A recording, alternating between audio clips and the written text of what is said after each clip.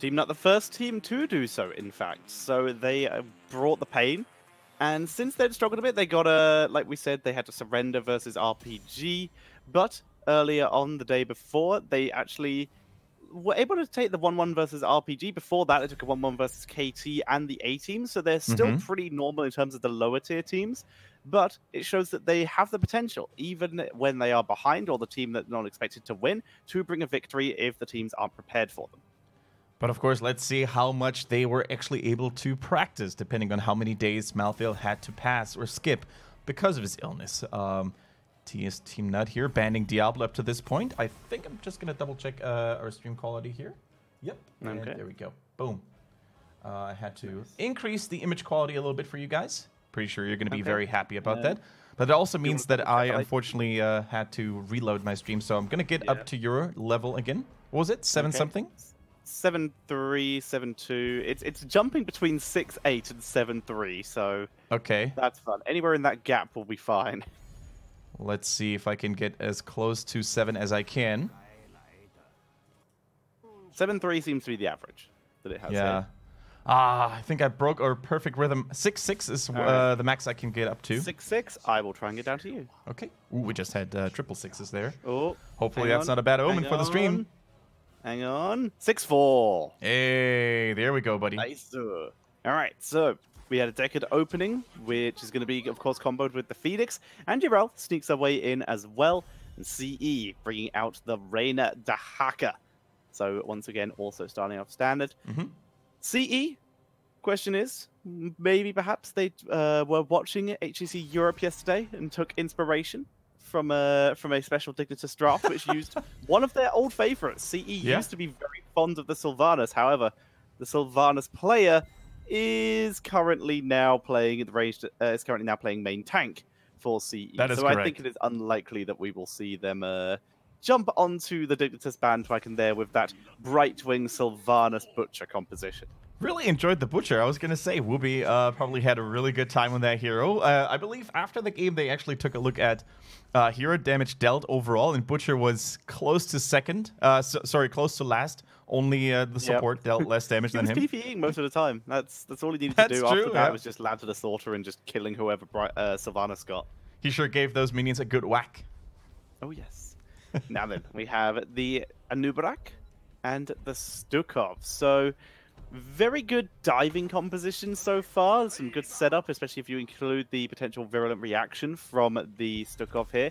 But Anub and Dahaka also great at isolating single targets. And they get the Thrall for the extra damage. Whereas TeamNut, they're bringing out a Falstad, which we have not seen in a while, actually.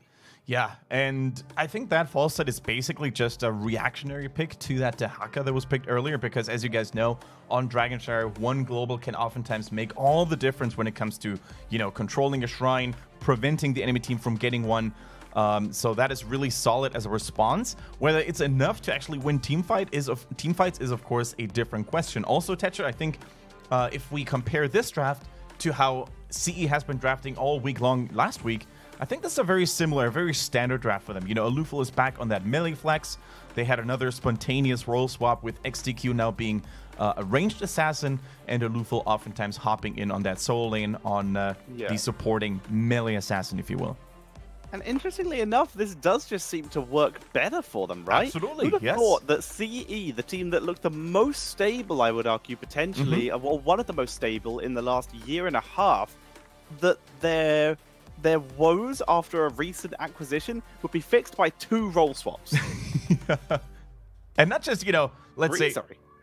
Yeah, I mean, it's not just even assassin swapping roles, right? XTQ, he basically played the musical chairs up to this point, right? He started off as a main tank, didn't really seem to fit his style. Then he switched it over to the melee flex, wasn't really his cup of tea, and now he finds himself in the ranged assassin role. And Alufal proves to be that more efficient, flexible player.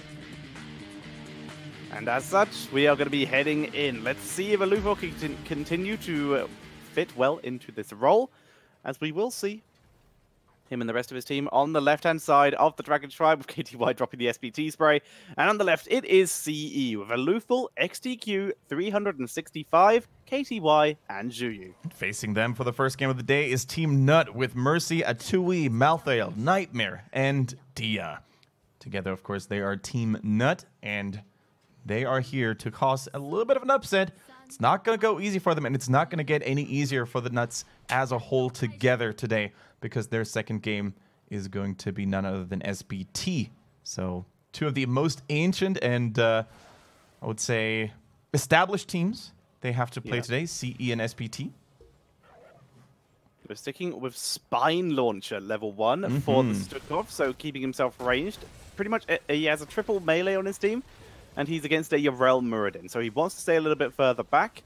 Also, a little bit of extra slows that auto attack does offer. Also going to be nice for Reyna, so cool to see that. Whereas TeamNut, we're sticking with the Plasma Cutter level 1 for the Phoenix. Yeah, that's interesting, isn't it? I think Plasma Cutter, you know, I remember when Phoenix was released, that used to be his go-to choice until the talent was nerfed a couple of times.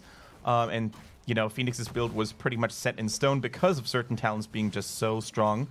These days, I think it's still a good pick if you really want to make sure to keep your distance from several melee targets, which is definitely the choice for a CE here, right? If you hit several melee targets with your Plasma Cutter all the time, you're going to stack it up very nicely, and you're, of course, going to slow their advance towards you as well.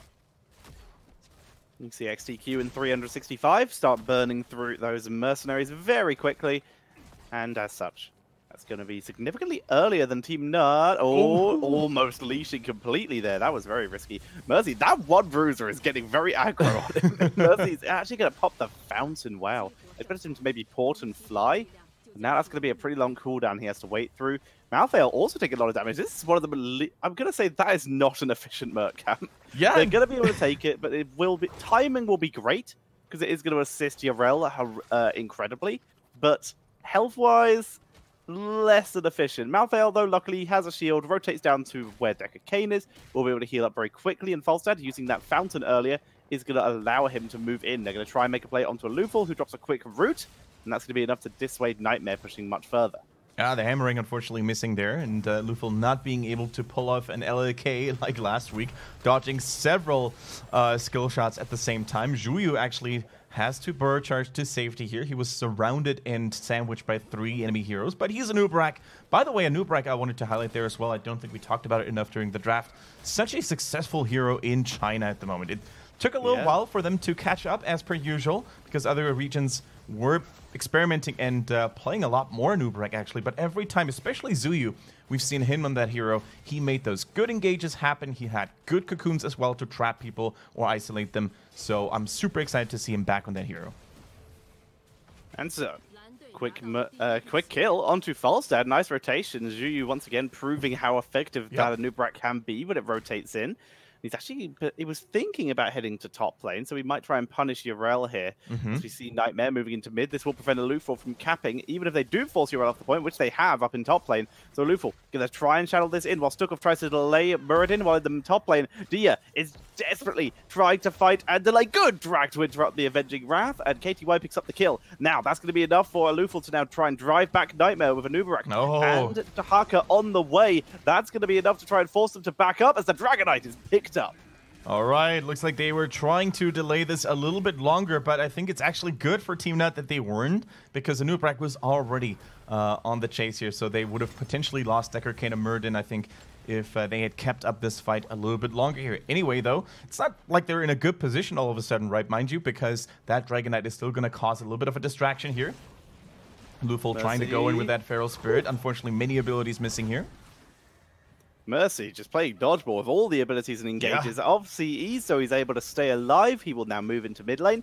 365, already taking down the entire front wall and the fountain, now moving on to the 4. Falstad, though, 5 for bot lane, trying to punish the aggressive push of Reyna. XTQ has just gone too far, drops the self-heal, fight or flight, giving himself the armor. In comes Thrall. There's the Feral Spirit, but the last auto attack of Mercy is enough for the kill. Yeah, the double dwarf buddies here, they were able to get the Jamie XTQ a little bit too far into the territory of the enemy team. However, it was still a decent distraction, and as you said, 365 on that Dragonite, almost taken out the entire middle lane. Now we see Nightmare in a little bit of trouble. 365 still has that silence, but the Dwarf Toss actually brought him too far away from the out of reach of the Stukov.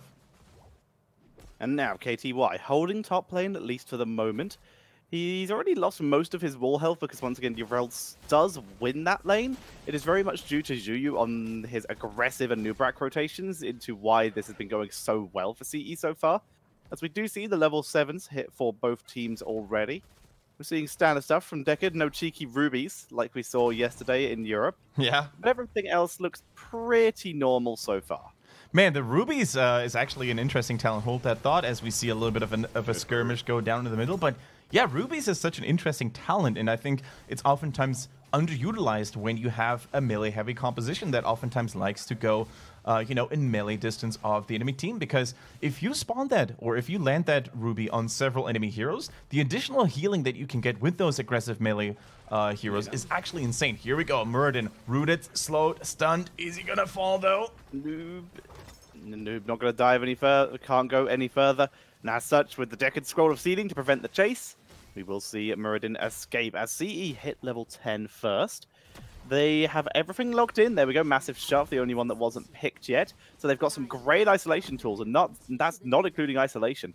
But they do have the Sundering, they have Isolation, they have Cocoon, and now they're going to try and make the play. Cocoon onto Decade, try and prevent the interruption, but the scroll was already down, but now they've got Decade in between a rock and a Sundering place as they move forward, looking for it. There's the Massive Shove onto Muradin to prevent the peeling, and a Tui will get taken out. So clean. That's all I can say about this play and the way they executed here by CE. From start to finish, they knew exactly what they were doing. At first, I started to get a little worried when I saw them using all their cooldowns on Muradin because they didn't have immediate follow-up after the Cocoon expired on Decker Kane. But then came a really nice Sundering to secure the kill, and without their support, I don't think there's a lot that TeamNut can do, at least in the bottom half of the map, right? Without your sustain, you're probably not going to trade very efficiently. Hold that thought. I think Malthael and Nightmare still might want to try to go for a play here. Rainer's on top of things, though. Keeps them away from this capture platform for now.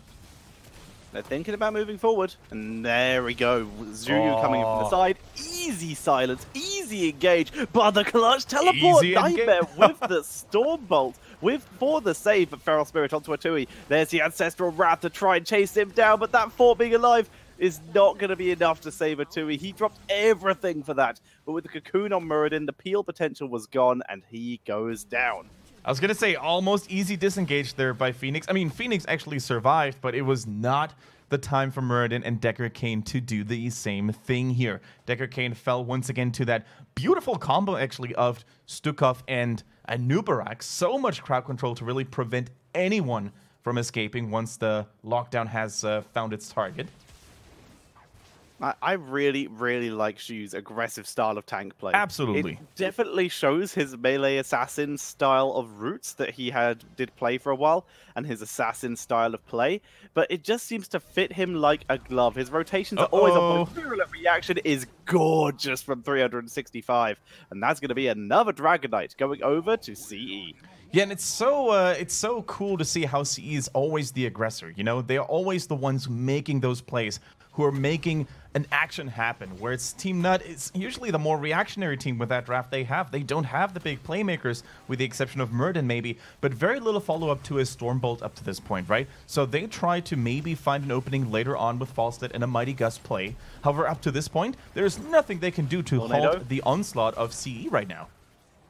And it seems CE's slow clear speed actually worked in their favor this time, as Dragon Knight focused on the sidewall, and as such, the Lornado did not push 365 into a risky position because he hit the gate. So he actually was able to survive thanks to CE being a little bit slower in terms of clearing out the buildings.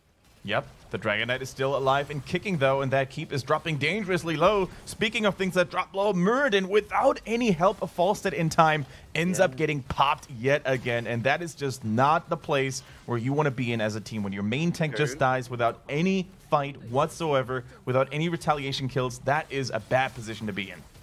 Gorgeous timing again on the instant the Cocoon pops. And CE take down a keep at 9 minutes. They pick up another 2 kills, and they leave the base with literally everything, taking a mercenary camp on the way out because, well, TeamNut ain't going to be using it. And it's just so beautiful as well to see the execution of CE just being crisp and pixel perfect. You know, the slows and the stuns coming in from Anubarak, they work so well on the silenced target. And Raynor, of course, thanks to his level 1 talent, Ace in the Hole, he's going to shred the target that is standing in Stukov's lurking arm. It's just so cool to see that. Zhuyu even used the Burrow Charge over an Impale on that silenced target because Impale doesn't slow. However, the Burrow Charge does after the stun expires, right? So he makes sure that Raynor gets those additional auto attacks in from his level 1 bonus damage.